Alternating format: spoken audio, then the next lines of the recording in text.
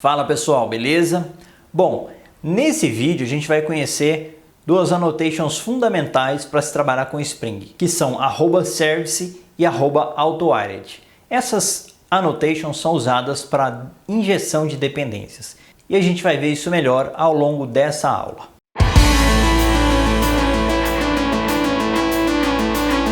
O objetivo dessa aula é conhecermos a injeção de dependências e alguns conceitos relacionados a isso.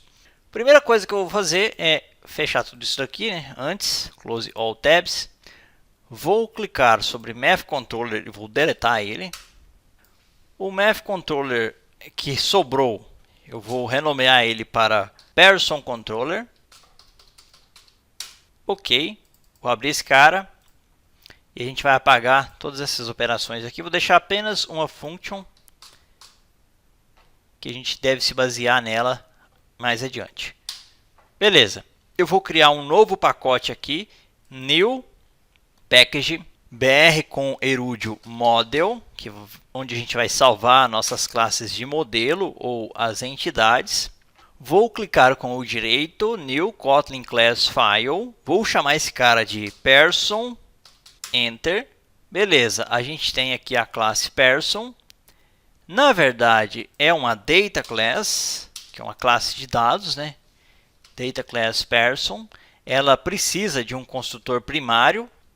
Eu vou trocar aqui para parênteses. Aqui também precisa ser mudado para parênteses. Beleza. Evidentemente, a gente tem que definir alguma estrutura aqui. E eu vou definir o ID. O primeiro atributo vai ser uma ID, var ID. O tipo desse ID é long. E vamos iniciá-lo com 0. ID, não in. E inclusive é uma palavra reservada. Beleza, por que usar var e não val? Vamos entender isso agora. Beleza, aqui no guia do Spring Boot, eu vou pesquisar aqui por JPA. E vocês vão ver que a gente não pode usar val em data classes porque o JPA não foi desenhado para trabalhar com classes e objetos imutáveis ou métodos gerados automaticamente pelas data classes. Nesse caso, a gente precisa usar var. Então vamos voltar aqui e vamos declarar os próximos atributos.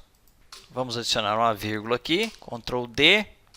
O próximo atributo é o first name, ou o primeiro nome da pessoa, que vai ser uma string.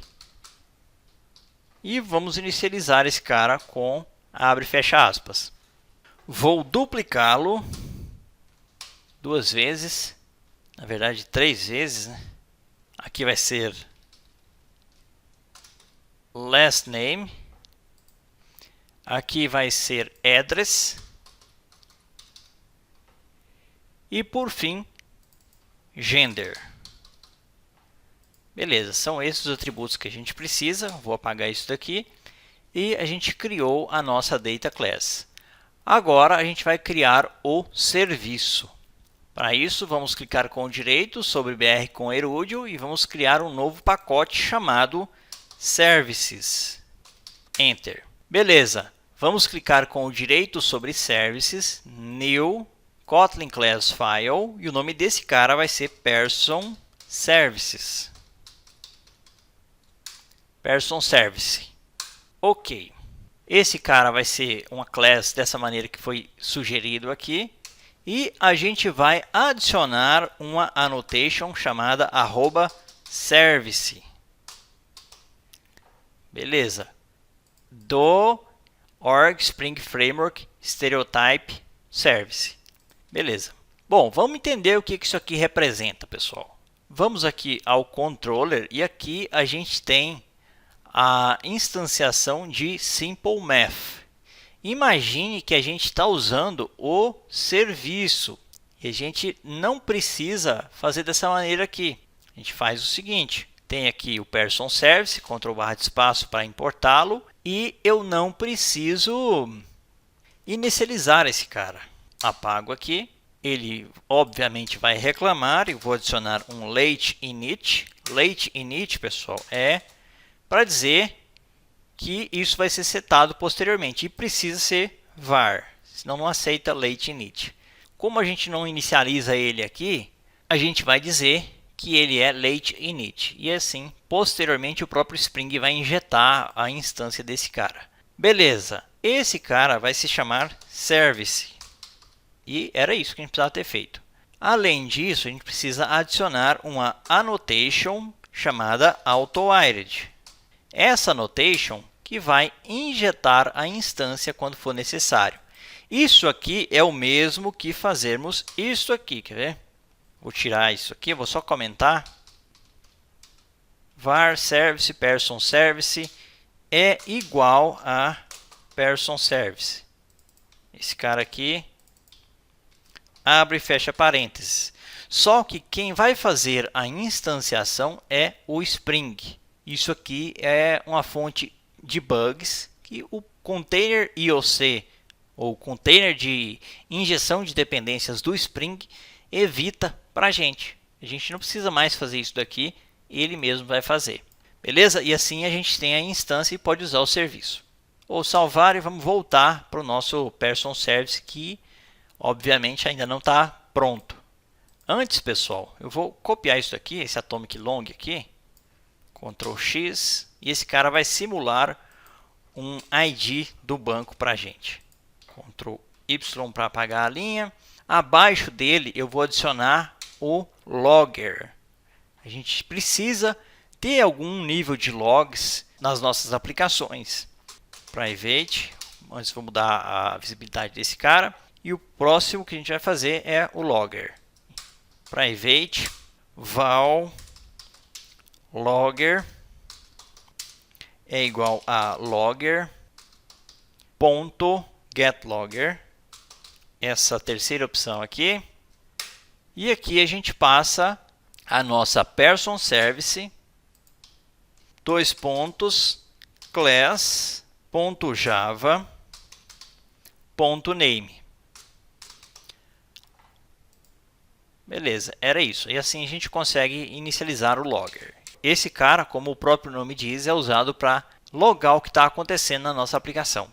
No Kotlin existe o Kotlin Logging, que, como você pode ver nesse guia do Bael Dang, tem uma explicação de como usá-lo. Só que, pessoalmente, eu não recomendaria você fazer isso por um simples motivo. Recentemente, a gente teve o Log4Shell. Se você é desenvolvedor, com certeza você viu falar desse problema do Log4j, que explodiu o problema para todo lado. E se você olhar quem desenvolve esse Kotlin Logging, é apenas um cara. É esse MicroUtils. E se você olhar aqui as pessoas envolvidas no desenvolvimento, é só esse cara aqui. No projeto Kotlin Logging especificamente, a gente tem mais alguns mantenedores, mais alguns contribuidores para o projeto. São 20 contribuidores. 31 contribuidores, na verdade. Então, tem um time considerável usando ele, mas se você levar em conta que ele é um wrapping para o SLF4j com as extensions do Kotlin, então eu não acho que vale a pena adicionar esse cara ao projeto apenas por ser um projeto voltado para o Kotlin. Eu prefiro usar o logger do Java Util porque tem um time maior mantendo. Então vai de você, se você quiser utilizar, eu vou deixar o link para esses dois endereços e aí vai de você. Se você achar que é importante, então vai em frente e manda ver. Perfeito, então vamos definir a função aqui responsável por recuperar uma pessoa. Find by ID. Vai recuperar uma pessoa por ID. E esse cara vai receber um ID do tipo long. Vamos trocar aqui para o retorno. O retorno desse cara é person, o person que a gente criou. Beleza. E aqui a gente vai adicionar o nosso logger. Logger. Que tipo de log que a gente vai fazer? É um log de informação. Existem diferentes níveis de log, info, warn, error, fatal e por aí vai. No nosso caso, é um log de informação. E eu vou dizer que a gente está procurando uma pessoa. Finding one person. Beleza. Agora a gente vai mocar um objeto aqui abaixo. Antes da gente fazer isso, vamos entender o que é mock.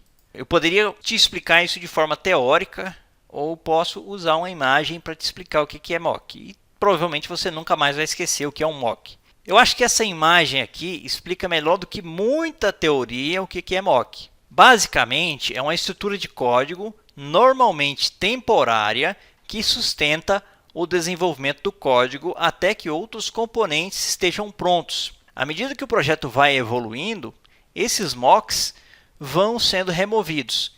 Assim, é possível desenvolver um projeto mesmo que outros componentes ainda não existam. Como é o nosso caso, o banco de dados ainda não existe. A conexão com o banco ainda não está pronta. Além disso, podem existir mocks permanentes usados em testes automatizados. No nosso caso, a gente vai inserir um mock temporário, da mesma forma que o pessoal faz na construção civil. Eles colocam uma estrutura que suporta o que eles vão construir e assim que a coisa seca e solidifica, eles podem remover essas estruturas aqui. É a mesma ideia aplicada ao código. Quer dizer, forçando bem a barra, é mais ou menos a mesma ideia.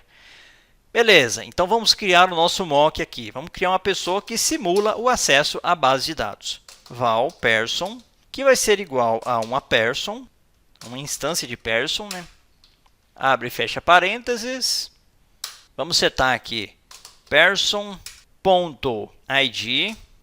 que vai ser igual ao counter que a gente manteve, né?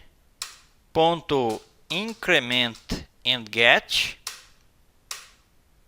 person.firstName, que vai ser igual a Leandro, last name, Costa, address, Uberlândia,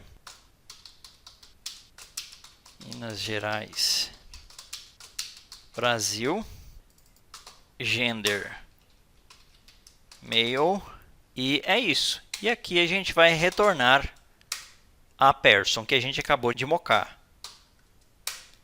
Perfeito. Era isso. Bom, pessoal, na prática, quando eu executo um Find by ID, nesse ponto aqui, a gente vai até a base de dados, busca pela pessoa, se não encontrar, a gente lança um erro, se encontrar, a gente retorna a pessoa. Nesse caso aqui, a gente está temporariamente retornando esse mock, para que o nosso código funcione. Vamos voltar para o controller e vamos mudar algumas coisas aqui. A primeira coisa que eu vou fazer é adicionar esse @requestMapping aqui em cima no controller. Ctrl V, requestMapping, e a gente vai mapear todas as operações dessa classe para person. Então vai ser person barra o outro requestMapping que vier em seguida. Vamos tirar isso daqui. A gente vai passar apenas um parâmetro que é o ID da pessoa. Find by ID, então preciso passar o ID. Além disso, eu vou passar qual método que a gente vai utilizar. A gente vai utilizar o verbo get. Anteriormente, a gente não especificou. Por padrão, ele sempre usa o verbo get, quando você não especifica.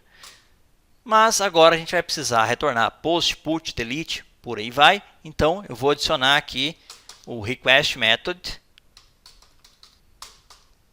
do tipo get. Beleza? Só para questões de documentação.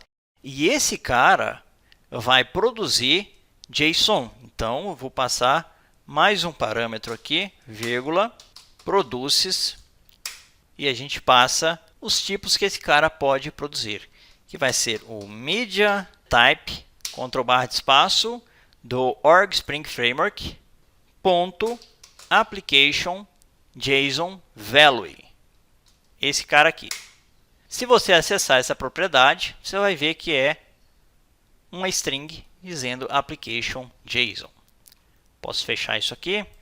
Beleza, a gente já tem o mapeamento aqui. A gente não vai ter dois atributos, a gente vai ter apenas um, então eu vou remover. E a variável, a path variable, é o ID. Ctrl V, number one, ID. Esse cara é um long Beleza? E no caso, a gente vai retornar um person de BR com Erudio Model. Beleza. Aqui dentro, pessoal, eu posso apagar tudo isso. Ctrl Y. E a gente vai retornar o service, a chamada ao serviço, ponto find by ID, recebendo o ID como parâmetro. Claro, a gente está trabalhando com mocks, né? Então vai retornar aquilo que a gente mocou.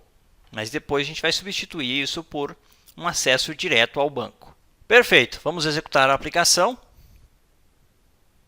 Ok, aplicação inicializada. Vamos ao navegador.